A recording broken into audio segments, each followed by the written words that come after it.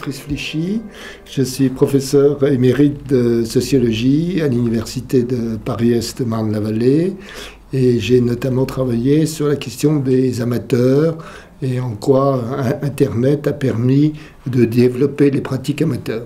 Il y a différentes pratiques de la K-pop. Il y a une pratique professionnelle et je crois que pour les danseurs professionnels, c'est une danse extrêmement exigeante qui nécessite au moins 6 à 8 heures d'entraînement chaque jour.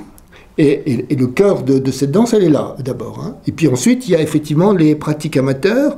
Donc, pratiques amateurs tout à fait intéressantes parce que ce ne sont pas seulement des pratiques d'écoute, ce ne sont pas seulement des pratiques de passion pour des chanteurs dont on peut mettre les posters dans sa chambre. Je dirais, une des caractéristiques de l'amateur, c'est d'occuper tout ce champ entre...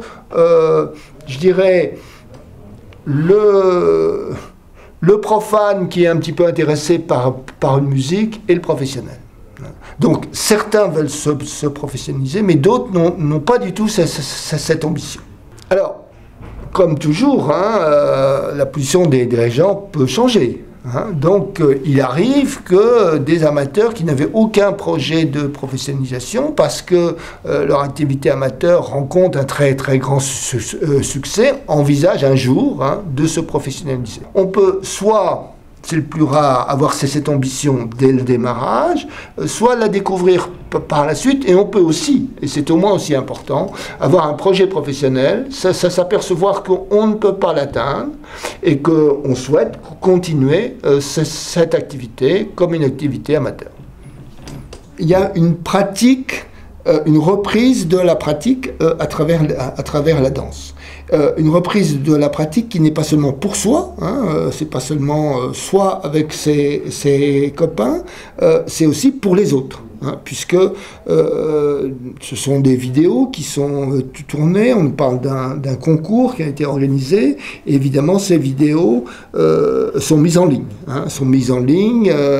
Il y a des likes, il y a des commentaires, il y a des votes. Donc dans le phénomène des fans, je crois que ce qui est tout à fait intéressant, c'est de voir que c'est une réception qui débouche sur une nouvelle pratique. Ces nouvelles formes culturelles qui viennent de l'extérieur doivent s'insérer dans le réseau médiatique de l'époque. Je dirais, si on regarde le rock des années 50-60, ça a été la radio, notamment Europe numéro 1 a joué un rôle très important. Je dirais, si on prend les mangas, ça a été la télévision. Alors aujourd'hui, pour le rap-pop, c'est incontestablement Internet, Facebook et YouTube.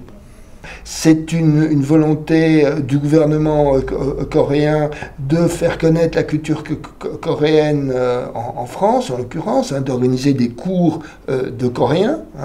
Et effectivement, en organisant cette connaissance de la langue coréenne, de la culture coréenne, ça peut faciliter la diffusion de la K-pop. Choisir une musique qui est relativement marginale, peu connue, c'est une façon de se construire, une façon de se distinguer des autres. Et donc si je me distingue de mes copains qui eux sont des fans d'un chanteur français ou d'un chanteur américain, j'ai pas forcément envie que effectivement ça devienne un phénomène de masse, parce que si c'est un phénomène de masse, c'est un phénomène qui me distingue moins des autres. Comment ça a percé? Est-ce que ça a percé à travers des concerts? Est-ce que ça a percé à travers YouTube, par exemple? Comment cette musique s'est fait connaître? Est-ce que aussi comment les tournées ont été organisées? Dans l'ensemble de ce phénomène musical, quels sont les groupes particuliers qui plus particulièrement que d'autres, ont réussi à lancer cette musique? Voilà une série de questions qu'il faudrait se poser.